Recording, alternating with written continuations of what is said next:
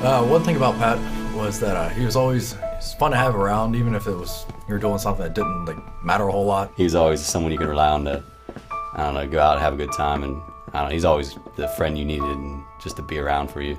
He was always down for anything. I mean, he was funny to the point where, even his laugh, the way he laughed, he had a really contagious laugh, obviously, yeah, or has a contagious laugh, and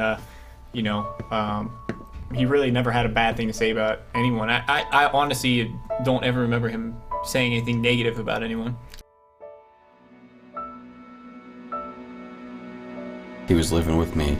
That's what he just came out of the blue, because I remember he told me, he's like, oh, by the way, I'm going to be moving out at the end of the month. He said, I enlisted. I said, what?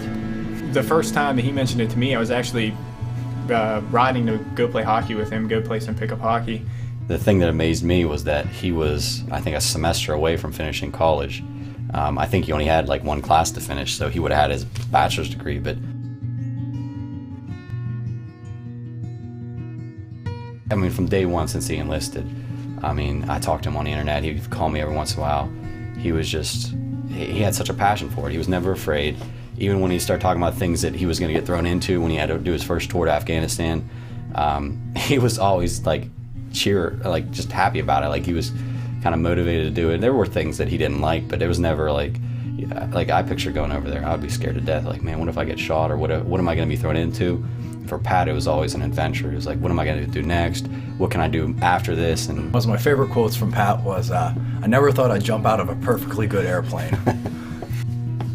And when he came back too, he always talked about, he had a lot of detail in what he was doing. So you could tell that he really enjoyed it. And he had nothing but, obviously great things to say about the relationships he had with the people that he was serving with, and just kind of the activities that they were doing. I mean, they're all team-oriented activities, just like, he had mentioned, obviously he enjoyed his hockey experience, so I think it was similar, and every time he came back, it was always positive. He always had a positive attitude. One thing about the military that did tick him off is that he missed the Pens winning the cup. I would chat with him on Facebook for hours. And it was all, him kind of asking me, kind of play-by-play, things What's like that, on? when it came to just the hockey stuff, and and then obviously we talked about, our life, what I was doing, what he was doing. And I'll talk to him almost every day, and I said, I don't know how. I have friends that live 20 miles away. I don't talk to them for months, right. But you, halfway around the world, I talk to you almost every day. But it was nice to be able to communicate with him, and he just, I think he liked to touch base, and just, it was his sense of reality of right. what he's missing back home. I know his division was one of the main divisions that was, I guess, considered on the front line. They saw most of the action in Afghanistan.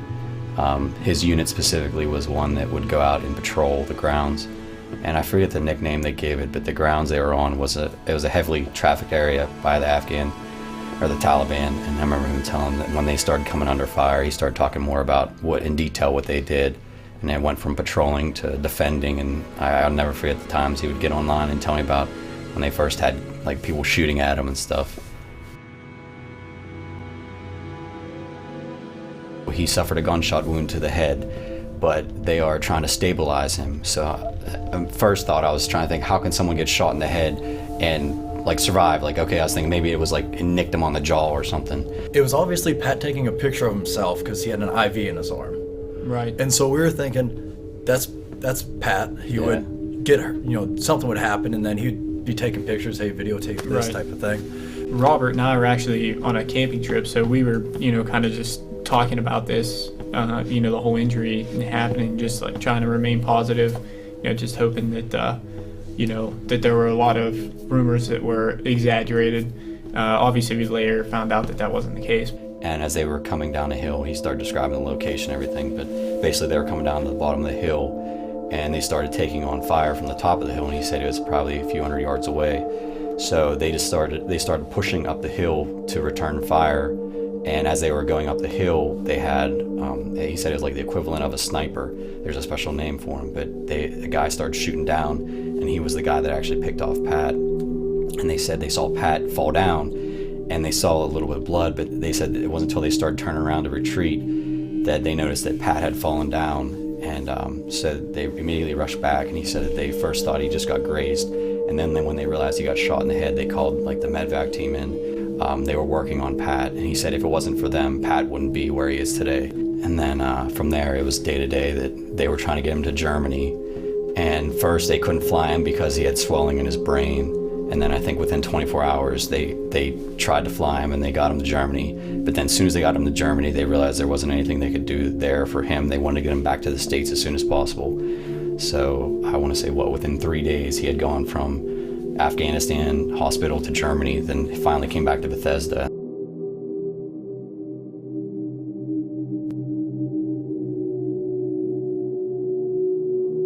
They had to remove the front part of his forehead, the bone, so the swelling would go down. And so at that point, I didn't know what to expect. They clarified they went straight through his temple, and then he's had to have several surgeries, and then he had different tubes in his brain just regulating the pressure. And they told us we can come down to visit. To just don't have any high hopes. Just the whole build up to the thing, walking in the hospital, walking down long corridors, it was kind of like a maze. And then we finally get to the ICU unit. But to be honest, when Ryan and I first walked into ICU down in Bethesda, the left side of Pat's face, it looked just like Pat. He had his head shaved because of the surgeries, but you could still tell it was Pat. But on the right side, he had severe damage because that's where the side the bullet exited. And they told us that it basically shattered all the bones on the right side of his face. So he had to undergo a few surgeries to have all the bone reconstructed. And he wasn't very responsive when we saw him there. They were trying to regulate his body temperature, and he was heavily sedated. I think they self-induced coma when they first got him there, just to keep him for some time. Yeah, just to keep him under control, and while they did everything and ran all the tests. After the second trip, we went out to Bethesda, and he actually was transferred that day back down to Richmond, down to McGuire. And so the next day we drove down to Richmond, and it was nice. He had the full face structure, because at the time we saw him, the swelling had gone down, but without the bone, his forehead had kind of sunken in, and it was just kind of a gory sight to see Pat in that condition. But when we saw him in Richmond, compared to the first time we saw him, he looked so much better. He looked like Pat. It made it a little bit easier, obviously, to see that, he was recognizable, at least from our memory standpoint and everything. But, it was obvious when we saw him laying in the hospital bed. He had, his skull removed, that, it was obviously a very serious injury, and it was going to take a lot of time for him to recover. So we kind of had an idea of where, the rest of his life is probably going to be leading. It's going to be a tough recovery, obviously, and he was going to need a lot of support from his friends and family. But they said that the surgeons were surprised to see him there. They didn't expect him to be around for more surgeries. And that's kind of what we talked about, for the conditions or the circumstances. Yeah, it's terrible, but the fact is, this is the alternative to what they really expected to happen to him. Right. And so, that just, I joke about that Pat's a stubborn person. I don't think he's going to give in to a gunshot wound to the head. That's true. Yeah, that's what I think the hardest part is after we got to see him, is that he still couldn't communicate. He couldn't talk. So you saw Pat physically, but it was hard to tell if it was still Pat, the personality. With the injury, they told us they had to remove part of the brain, and then the frontal right lobe, they say, controls your personality and your emotions sometimes, that you don't know if he's going to have the same sense of humor or make the same jokes. But after those visits, they gave him the whiteboard to communicate, because he wouldn't talk, so he would write. But it was just funny, because you could still see Pat's sense of humor coming out in those trips, with him writing the answers. And they said one of the nurses would put something on his table, and he would push it off, and they thought that he was pulling something over on the nurses. And so that was good to hear that, it sounds like, for what he was doing, that definitely sounds like Pat, screwing around, just having fun. Yeah, he liked to make jokes, and we asked him sometimes, they said, "Oh, Pat, here comes the nurse coming in to give you therapy," and he turned his head to the side and he would go like this. And he was referring to that the nurses bug him. So it was funny, because as it progressed and as we got to go down to see him, we visited him for his birthday, you saw more and more Pat's personality shining through. So even though he still couldn't talk, and then we asked him where he went to high school, and he wrote down Laurel Highlands, and that whiteboard was amazing, because it was just neat to see him actually communicate with you. And I think the best thing for me was whenever I was getting ready to leave, and they taught Pat how to thumb wrestle. So every time he shook your hand, he always wanted to thumb wrestle. And at first I was like, oh, that's pretty cool. He actually remembered. And like, he knew what you're doing. And if you try to cheat and put your other finger down, he'll do it the same thing. So it's kind of cool to see that response. But then I was like, I just want to see if there's something he remembers that would identify with you. So for me and him in college, we used to love the movie Talladega Nights. And in the movie, they do a handshake where they pump fists and they explode. And we all used to always say we're shake and bake. And so when I would shake Pat's hand before I left, I said, hey, Pat, I said, you remember the handshake we used to do? And initially he tried to grab my hand to do the thumb wrestle. I said, no. And I closed his fingers. I said, do you remember? And I put my hand against his hand, and I pushed off. And the first time he didn't do anything, but within, 5 seconds, I did it again, and he did the explode. And then he just kept doing it over. And I actually got a video on my cell phone that he did that for like 30 seconds, just kept doing the fist pound and explode. And it was just, it meant everything to me, because it showed that, that was Pat. That was the Pat I remembered. So it was kind of cool to see that. And it just, I think things like that to this day are still shining through.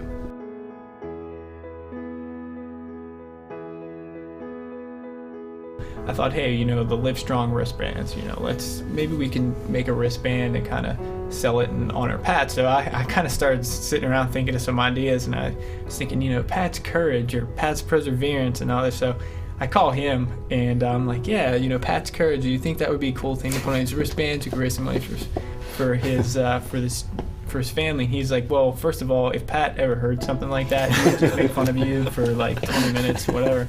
So I was like, all right, well, try to think of some slogans, something we could put on the wristband. And Mandy Steinberg, his fiance, came up with Max Might. And as soon as he sent the text message to me, I was like, yeah, that's awesome. And then when I got these wristbands, I think I sold 2 bags of these wristbands, probably went through almost 200 wristbands within not even a week or two. And it just really started taking off. So then it came to the point was, what are we going to do with the money now? So once we realized Pat couldn't get the money, we were like, well, let's try to help out someone else that might be like in Pat's situation. So that's where Ryan kind of came up with the goal to help out local veterans, the veterans with maybe are coming home, they don't have the financial support from the government or from their families, maybe they have some tough situations. So right now that's our goal, and hopefully it grows from where it is today. So I got this letter together. I just kind of discussed Pat's situation, what happened in Afghanistan, how he joined the military, what he was searching for, as we mentioned earlier, with how he was kind of searching for the camaraderie, and how that is a value that's really incorporated into hockey and team play and things like that. So I sent this letter to Potash, and I just simply asked if they could wear the wristbands. And Dan Potash had forwarded the letter along to Tom McIlvain, who's the VP for Media Relations for the Penguins, and he had given the letter to Ray Shiro, and apparently immediately when they read the letter, that they realized that this is a special story that the players need to know about, and they informed the players of Pat's situation and kind of how it all happened. And it wasn't 2 days after, really, I emailed the letter that Tom had called me and said that the Penguins want to meet Pat. They want him to come up. And I just was completely taken aback by it. I thought maybe I was getting a phone call that, they were going to wear the wristbands. Instead, they invited him up, to come to the morning skate and to meet the players in the locker room. So it was pretty extraordinary.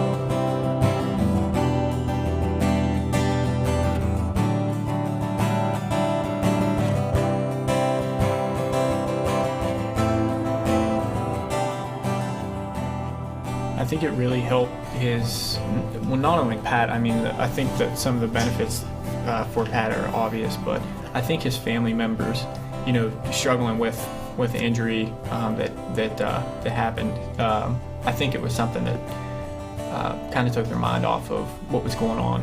And they really had a good time when they came up. And the Penguins were, I mean, extremely friendly with them and really accommodated them. And so I think it's something that, you know, is really awesome for the family as well. Yeah, it can't be easy for them that they spend almost every day down on whether it's the hospital or the rehab center with him. And I mean, just got to wear on them. They have families of their own. I mean, they're just amazing what they do for Pat, and really have dedicated their last 7-8 months just around the clock to be with him and then to bring him up here. And it's been a great experience for Pat. But I think it's, as you said, I think it was nice for his family to see something other than the hallways of the rehab center, just to get him out and have that experience with Pat. I think it meant a lot to them. And then for them to have this second time to invite Pat back up, it's really amazing what the Penguins have done to go out of their way. I mean, it's one thing for an organization to just say, yeah, we'll acknowledge it, we'll do something for you, get some media on it, but to follow through and to keep going on and to actually, I mean, genuinely show that they care about what they're doing and like how the impact, because it was after that when Pat went back to Richmond that his uncle was talking about the game, and Talbot had worn the wristband, and when he scored a goal at the end of the game, they called him back out to acknowledge as one of the players of the game, and he skated out and he held his wristband up and he tugged on it and did a little loop around the ice, and Pat's uncle was talking to him about that, and he's like, can you believe Talbot came out on the ice and skated around? And that's actually the first time that Pat made like a complete statement, and I think he said, no way. Is that what John said? Yeah, no way. Right. And he said, no way, and Crosby had given him a stick that had his autograph on it, and he said Pat wouldn't put that stick down. He kept twisting it and holding it, and almost just like he held the stick when he played hockey. So it had a huge impact just on Pat's demeanor, on how he was functioning. So it was really neat, and we actually had the opportunity to give Pat a call a few times. And when I spoke with him, he actually was interacting with me. I asked him about the hockey games, and he told me that Talbot was pretty great, and how Penguins were, like, I asked if Penguins were her favorite and stuff, and there's a lot of yes and no's, and then we talked about visiting and just during Christmas time and stuff, and he actually told me, he said, yeah, I would really like that. And just to actually hear Pat talk, it was incredible. It was almost as good as him writing on the board or doing a fist pound. It was just that one extra little piece of Pat you're getting back. So throughout this whole experience, it's just been really incredible to see things kind of evolve and progress to the next level. For the JRTC program we have at our school, they raise a flag every day, and that week they had dedicated the flag to Pat. So I went out, they did the whole color guard, and they raised the flag, saluted, and brought it down, folded up, and they gave it to me with a certificate. And then that night at the game, when they dedicated the game and talked about Pat playing for Cal U, they had the captain of the Cal U hockey team skate out and give him Pat's old jersey with his name. And they actually had the university president there, and then they dedicated the flag, and they made the announcement and read what was on the certificate saying the JRTC flew this flag in Pat's honor on this day. And then we actually presented Pat with the flag and the certificate. So it's pretty neat to actually bring him out on the ice and have that experience. And I mean, for a Cal U hockey game at Consol, I was really surprised how many people were there, and just the support. And it was really neat. After they announced him and they talked about it, I think they addressed him by his rank. And I just remember it was dead silent, and then you heard someone in the crowd yell, "Go Bear," and then someone else yelled, "Pat," and it was just cool because he had so many of his friends there to support him. So I think that was really nice. Really it was all about Pat that night, so that was awesome what Cal U did for him. You know, I'm sure as much as he loved hockey, a childhood dream of his was to be on the ice and have a crowd cheer for him, you know, and just to have that response for, you know, what he dedicated to his country and what his sacrifice for his country. It's going to be a similar facility he's at now, where he has the round-the-clock therapy, like speech therapy, physical therapy, and whatnot. But it's set up where it's actually in a bunch of different houses, and they're kind of connected. It's like a little community more than a hospital. So they're really hoping that this is going to help his progress. And it seemed like the last trip he made here, that just the interaction with his friends and family, that it seemed to have some kind of impact on his progress. So they're hoping just getting out of that setting, actually having a sense of like you're living at home. We're obviously looking into ways that we can start assisting veterans with some of the money that we've accumulated up to this point, and through the Fayette County Veterans Association, we're starting to discuss some of those options. And one of the things is just to kind of supplement veterans that are just kind of coming up short sometimes on their bills for whatever reason, to kind of evaluating their situation and supplementing their income with a little bit extra, so they can cover their basic bills or utilities and things like that. We'd like to help as many people as we can, and we'd like to keep it local too. So as Ron said, talked about just doing it in Fayette County. I think we also looked into possibly like in Morgantown or maybe Washington County areas. We'll see how it kind of grows. So as the fund grows, obviously we'll have more options, but for right now, just trying to give back a little bit to people in need, particularly the veterans.